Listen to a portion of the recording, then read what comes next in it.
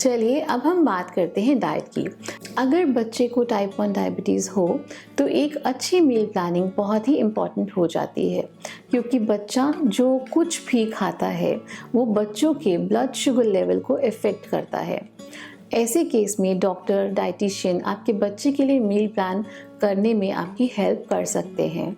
बाकी सभी बच्चों की तरह टाइप 1 डायबिटीज़ से अफेक्टेड बच्चों को भी न्यूट्रिशियस डाइट की ज़रूरत होती है, जिससे कि वो एक अच्छी हेल्थ और हेल्दी वेट मेंटेन कर पाएँ और उनकी ग्रोथ हैम्पर ना हो। अगर हम न्यूट्रिएंट रिक्वायरमेंट्स की बात करें तो पर डे बच्चे की डाइट में 25 to 30% कैलोरीज प्रोटीन से, 15 to 20% कैलोरीज हेल्दी फैट से और 50 to 60% कैलोरीज कॉम्प्लेक्स कार्बोहाइड्रेट से होनी चाहिए। इस डिस्ट्रीब्यूशन से हमें ये पता चलता है कि कॉम्प्लेक्स कार्बोहाइड्रेट्स बच्चे की डाइट में सबसे ज़्यादा होने चाहिए, क्योंकि ये बॉडी और ब्रेन के लिए सोर्स ऑफ एनर्जी होता है। बट काफ़ी पेरेंट्स को ये मिसकंसेप्शन है कि कार्बोहाइड्रेट्स का मतलब सिर्फ ब्रेड्स एंड पोटैटोज होता है, यानी ब्रेड और आलू, जो कि बिल्कुल भी सच नहीं है।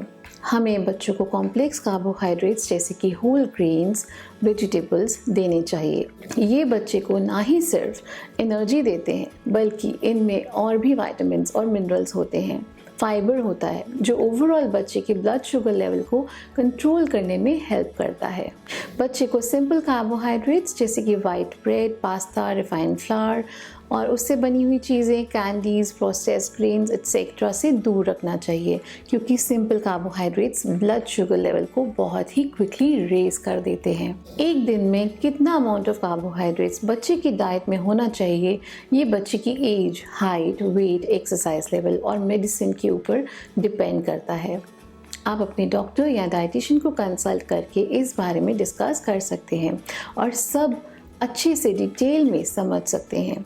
कुछ ऐसे कॉमन वेज हैं जो ब्लड शुगर लेवल्स को कंट्रोल या स्टेडी करने में हेल्प कर सकते हैं, जैसे कि कार्ब काउंटिंग।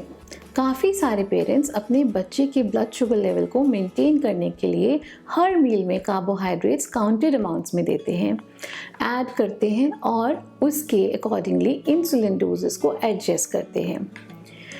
अगर बच्चा कोई पैक्ड फूड खाता है तो उसके न्यूट्रिशनल लेवल पर सर्विंग कार्बोहाइड्रेट का अमाउंट मेंशन होता है। आप इसमें से अगर डाइटरी फाइबर को सब्ट्रैक्ट करेंगे, क्योंकि वो इजीली डाइजेस्ट नहीं होता है, एंड इससे नंबर ऑफ सर्विंग से मल्टीप्लाई करेंगे, तो आपको आइडिया हो जाता है कि बच्चे ने एक मील में कितने कार्ब्स पैक्ड फूड सोर्सेज से खाए हैं।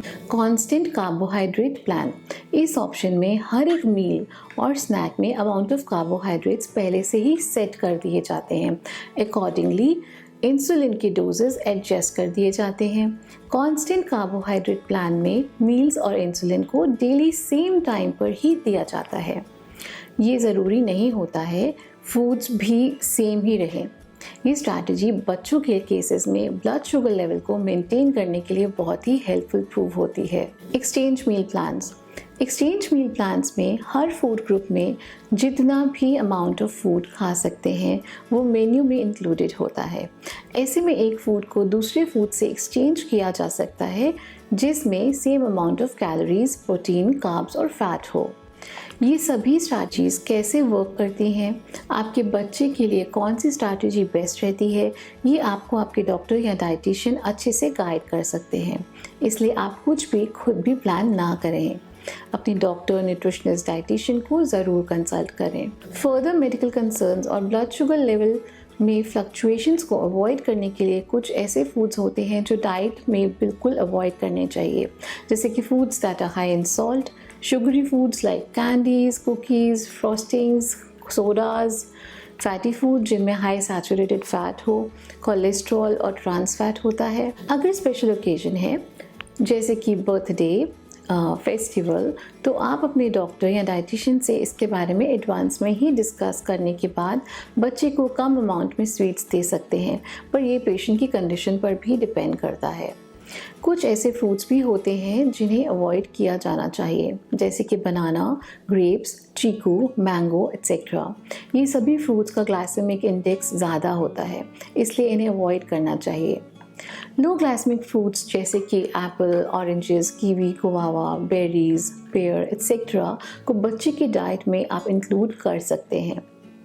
खेलने कूदने की उम्र में अगर आप बच्चे पर इतनी सारी रिस्ट्रिक्शंस लगा देते हैं तो वो एट टाइम्स इरिटेट भी हो सकता है, क्योंकि उन्हें अपने मेडिकल कंसर्न की सिवियरिटी के बारे में नहीं पता होता है। इसलिए कुछ ऐसे हैंडी स्नैक्स हैं जो आप अपने बच्चे को डिफरेंट वेज में खिला सकते हैं so that they don't feel deprived and enjoy snacking. Foods like cucumber, celery, sugar-free gelatin, low-fat cheese, hard-boiled eggs या फिर nuts and seeds in small servings बच्चे को दिए जा सकते हैं। ये सभी फूड्स कंट्रोल्ड कार्ब स्नैक्स हैं। लास्टली, आप बच्चे के कार्ब इंटेक, इंसुलिन डोजेस और ब्लड शुगर रीडिंग्स को फ्रीक्वेंटली मॉनिटर करते रहें और अपने एक्सपर्ट्स को अपडेट करते रहें। ये डॉक्टर्स एंड डाइटिशियंस के लिए बहुत इंपॉर्टेंट एस्पेक्ट होता है to see if the meal planning is working for the child और not, so that they can make modifications accordingly. अपने बच्चे को माइंडफुल ईटिंग प्रैक्टिस करने के लिए इनकरेज कीजिए, उन्हें हेल्दी फूड्स की इंपॉर्टेंस समझाइए और उन्हें क्लीन प्लेटिंग रूल्स के लिए भी कभी भी प्रेशराइज मत कीजिए। It is very important for the child कि वो अपनी बॉडी क्यूज़ को खुद समझे और एक माइंडफुल ईटर बने। Happy parenting.